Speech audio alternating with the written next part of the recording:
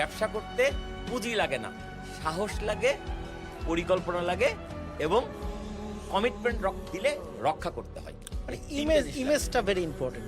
ইমেজটাই আমরা মনে করি কি টাকা নাই বলে ব্যবসা হচ্ছে না। টাকা লাগবে অনেক পরে, লাগবে টাকা, আমি অস্বীকার করছি না। শুরুতে টাকা লাগে না। শুরুতে আপনাকে সিদ্ধান্ত নিতে হবে আমি কোন পণ্য নিয়ে ব্যবসা করব, মানুষের কোন সমস্যার সমাধান করব, এটা প্রথম টার্গেট।